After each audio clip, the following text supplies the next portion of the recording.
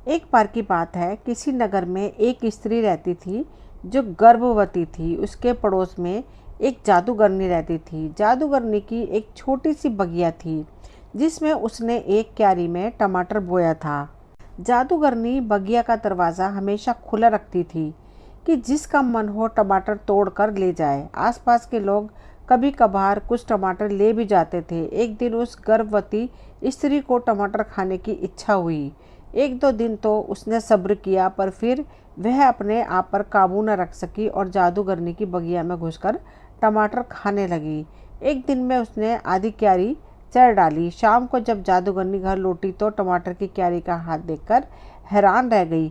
भला ऐसे कौन से लोग थे जो आधी क्यारी का एक ही दिन साफ कर दिया। उसने अगले दिन छिपकर क्यारी पर नज़र रखने की सोची। अगले दिन वह गर्भवती स्त्री फिर से टमाटर खाने आई और उसने पूरी क्यारी ही लगभग खाली कर डाली। वह बाहर निकलकर अपने घर आती इससे पहले ही जादूगरनी घर से निकली और उससे बोली, ठहरो ठहरो, तो तुम ही चोर हो, तुमने ही मेरी सारी खेती खाई है। स्त्री डर गई और कांपते हुए बोली, मुझे माफ़ कर दो, मैं अपने पर काबू न रख पाई। मैं माँ बनने वाली हूँ, मुझ पर दया करो। इस पर जादूगरनी बोली, ठीक है, मैं तुम्हें छोड़ दूंगी, लेकिन याद रखो, बेटी या बेटा तुम्हें चाहे जो भी हो वह आधा मेरा होगा। जब तक वह 7 बरस का हो तब तक तुम उसे पालना। 7 बरस का होते ही मैं उसे आधा ले लूँगी। स्त्री क्या करती, उसे राजी होना ही पड़ा और कोई उपाय भी तो नहीं था। समय होने पर उस स्त्री को एक बेटा हुआ। जब उसका बेटा 6 साल का हुआ तो उसने एक दिन खेल से लौटकर माँ से कहा, माँ मुझे आज गली में एक बूढ़ी सी औरत मिली। उसने कहा कि मैं तुम्हें याद दिला दूं कि अब 1 साल ही बचा है। उसकी माँ ने कहा, अगर वह दोबारा दिखाई दे तो तुम उससे कहना कि वह पागल है। कुछ समय बीत गया। अब लड़के को 7 वर्ष पूरे होने वाले थे। 3 महीने बचे थे। वह बूढ़ी औरत उससे फिर मिली। उसने लड़के से कहा, अपनी माँ से कहना कि अब केवल 3 महीने बचे हैं। इस पर लड़का बोला, अम्मा तुम पगली हो? हाँ हाँ, अब देखना है कि कौन पगला है, बुढ़िया ने जवाब दिया। जब 3 महीने और बीत गए तब एक दिन उस जादूगरनी ने लड़के को पकड़ लिया और अपने घर ले गई। एक मेज पर पीठ के बल उसे लिटाया, फिर एक बड़ा सा चाकू लेकर सिर से पांव तक लड़के को लंबाई में 2 टुकड़ों में काट डाला। एक टुकड़े से कहा, आधे तुम घर जाओ, और दूसरे से बोली, टुकड़े तुम मेरे पास रहो। आधा अपने घर चल पड़ा। टुकड़ा उसके पास रह गया। घर पहुंचकर आधे ने अपनी माँ से कहा, माँ देखो तो उस बूढ़ी औरत ने मेरा क्या हाल कर दिया। और तुम कहती थी वह पगली है। माँ के आंसू झरझर बहने लगे। वह बेचारी क्या करती, सब उसके कर्मों का फल ही तो था। अधड़ा धीरे धीरे बड़ा होने लगा। उसे समझ में नहीं आता था कि वह करे तो आखिर क्या करे। बेचारा आधा जो था, आखिरकार जब और कुछ ना बन पाया तो वह एक मछुआरा बन गया और मछलियाँ पकड़कर बेचने लगा। एक दिन जब मछलियाँ पकड़ते समय उसने जाल खींचा तो उसमें एक सर्पमीन ईल मछली फंस गई जो लगभग उसी की लंबाई की थी। उसने मानव स्वर में कहा, तुम मुझे छोड़ दो, तुम्हें और बहुत सारी मछलियाँ मिल जाएंगी। आधे ने उसे छोड़ दिया। अगली बार जाल डालने पर उसे इतनी मछलियाँ मिली कि उसकी डोंगी भर गई। वह खुशी खुशी मछलियाँ बेचने चला गया। वहाँ उसे थैली भर रुपये भी दाम में मिल गए। कुछ दिन बाद जब वह मछलियाँ पकड़ने के लिए फिर गया तो इस बार फिर वही सर्पमीन उसके जाल में आ फंसी। इस बार सर्पमीन ने कहा, अगर तुम मुझे छोड़ दोगे तो मेरे छोटे बच्चों की दुआ से तुम्हारी सारी इच्छाएं पूरी हो जाएंगी। आधा नर्म दिल था, उसने मछली की बात फिर मान ली और उसे छोड़ दिया। एक दिन आधा मछलियाँ बेचने बाजार जा रहा था। जब वह महल के पास से गुजरा, संयोग से उस समय राजा की बेटी अपनी दासियों के साथ छज्जे पर खड़ी बाहर के नज़ारे देख रही थी। जब उसकी नज़र आधे पे पड़ी तो वह उसका आधा सिर, आधा चेहरा, आधा धड़, एक हाथ और एक पैर देखकर खिलखिलाकर हंस पड़ी। आधे को इससे बहुत क्रोध आया। उसने तेज नज़रों से राजकुमारी की ओर देखा और मन में बोला, तुम मुझ पर हंस रही हो ना? काश सर्पमीन के बच्चों की दुआ से तुम मेरे बच्चों की माँ बन जाओ। कुछ समय बाद राजकुमारी को लगा कि वह माँ बनने वाली है। माता पिता का माथा ठनका। उन्होंने अपनी बेटी से पूछा, यह सब क्या है बेटी? राजकुमारी बोली, मुझे भी नहीं मालूम कि मेरे साथ क्या हो रहा है। राजकुमारी माँ बोली, तुम होने वाले बच्चे के पिता का नाम बताओ, हम उससे ही तुम्हारी शादी कर देंगे। बेचारी राजकुमारी को कुछ मालूम हो तब तो वह बताए। उसने फिर वही बात दोहराई, मुझे इसके बारे में कुछ भी नहीं मालूम है। माँ बार बार कई ढंग से राजकुमारी से यह जानने की कोशिश कर रही थी कि बच्चे का पिता कौन है, पर हर बार राजकुमारी का उत्तर वही रहता, मुझे कुछ नहीं मालूम है। थक हार कर उससे राजा रानी ने पूछताछ तो बंद कर दी, परंतु बिन ब्याही माँ बनने के अपराध के कारण उसके साथ कठोर व्यवहार होने लगा। समय से राजकुमारी को एक बेटा हुआ। राजा रानी अपने दुर्भाग्य पर बिलखते रोते रहे कि उन्हें बिन बाप के नाती का नाना नानी बनना पड़ा है। अब इस समस्या को सुलझाने के लिए एक सियाने ज्योतिषी को बुलाया गया और कुछ उपाय बताने को कहा गया। ज्योतिषी ने 1 साल तक प्रतीक्षा करने को कहा। जब बालक 1 साल का हो गया तब ज्योतिषी को फिर बुलाया गया। उसने उपाय बताया, महाराज, शहर के सभी प्रतिष्ठित और गणमान्य लोगों को बच्चे के जन्मदिन की दावत पर बुलाइए। एक चांदी का और एक सोने का सेब बनवाइए। बालक के साथ साथ उन सेबों को लेकर कोई चलेगा और मेरे मंत्रों की शक्ति से बालक अपने पिता को सोने का सेब और अपने नाना को चांदी का सेब देगा। इस प्रकार बच्चे के पिता का पता चल जाएगा। राजा ने ज्योतिषी के कहे अनुसार सारे शहर के अमीर और प्रसिद्ध लोगों को निमंत्रण भेज दिया। भोज के दिन जब सब लोग यथा स्थान पर बैठ गए तब एक धाय बालक को गोदी में लेकर चली। बच्चे के दोनों हाथों में वे दोनों सेब थे। ज्योतिषी ने बच्चे के कानों में कुछ मंत्र पढ़े और फिर बुदबुदाया, सोने का सेब पिता के लिए, चांदी का सेब पर पिता के लिए।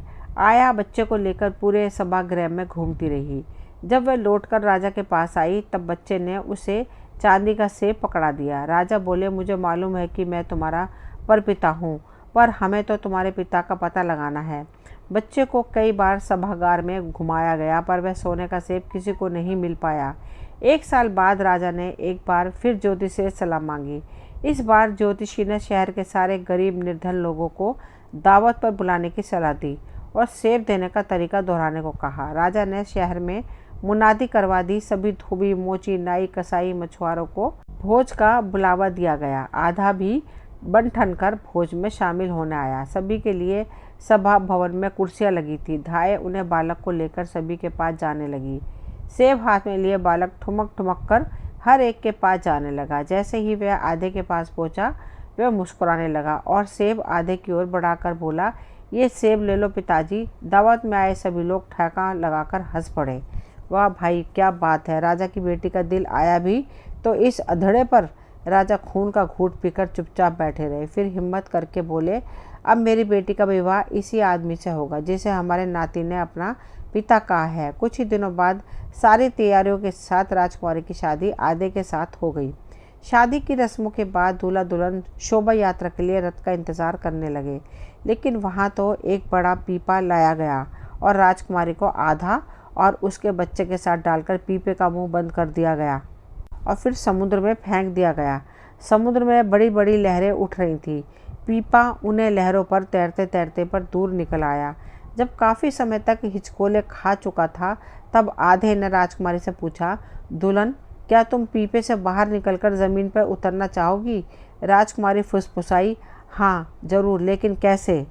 आधे ने मनी मन कहा, सर्पमीन के बच्चों की दुआ से पीपा लग जाए धरती तट से। कहने भर की देर थी कि पीपा का हिलना हिचकोले खाना रुक गया। अंदर बंद तीनों प्राणियों ने जोर लगाकर पीछे का ढक्कन खोल दिया और तीनों बाहर आ गए। वे भूखे थे, इसलिए अधेड़ ने सबसे पहले सर्पमीन के बच्चों का नाम लेकर भोजन की इच्छा की। स्वादिष्ट भोजन आया तो तीनों ने भरपेट भोजन किया। जब पेट भर गया तब आधे ने राजकुमारी से पूछा, क्या तुम मेरे साथ खुश रह पाओगी? हाँ, रह तो लूँगी, राजकुमारी बोली, लेकिन कितना अच्छा होता कि तुम पूरे होते। राजकुमारी की बात सुनकर आधे ने बहुत डरते डरते मनी मन प्रार्थना की, सर्पहीन के बच्चों की दुआ से क्या मैं पूरा हो सकता हूँ? इस शरीर से और चमत्कार आधे का शरीर पूर्ण हो गया और वह एक सजीला नौजवान बन गया। अब तो तुम खुश हो ना? आधे ने पूछा। बिल्कुल खुश हूँ, लेकिन कितना अच्छा होता कि हम एक महल में रहते, इस सूने सागर तट पर नहीं। एक बार फिर आधा मन में सोचने लगा, क्या सर्पमीन के बच्चों की दुआ से हमारे पास एक महल, नौकर चाकर, बाग बगीचे हो सकते हैं? बगीचे में एक सोने और चांदी के सेब वाला पेड़ हो तो और भी अच्छा हो। अभी वह यह सब सोच ही रहा था कि एक एक करके उसकी सारी इच्छाएं पूरी हो गई। यहाँ तक कि सोने चांदी के सेब वाले 2 पेड़ भी वहाँ उगाए। कुछ दिनों बाद आधे ने, जो अब आधा नहीं एक रूपवान युवक था, आसपास के सभी राजा रानी और सामंत जमींदारों को भोज पर आमंत्रित किया।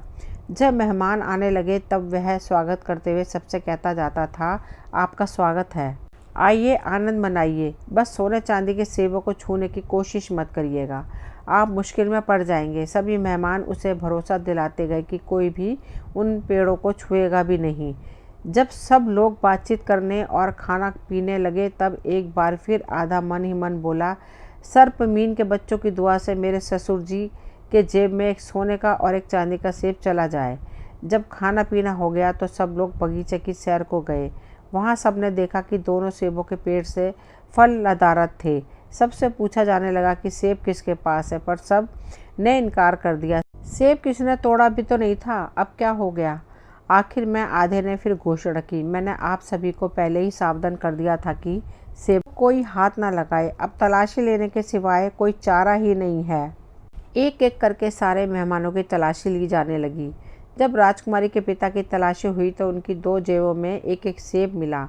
आधा ऊंचे स्वर में बोला, मैंने सबको पहले ही सावधान कर दिया था, क्या आपने तब नहीं सुना? आपकी इतनी हिम्मत कि 2-2 सेब तोड़ लिए, अब आपको इस चोरी का फल भुगतना ही पड़ेगा।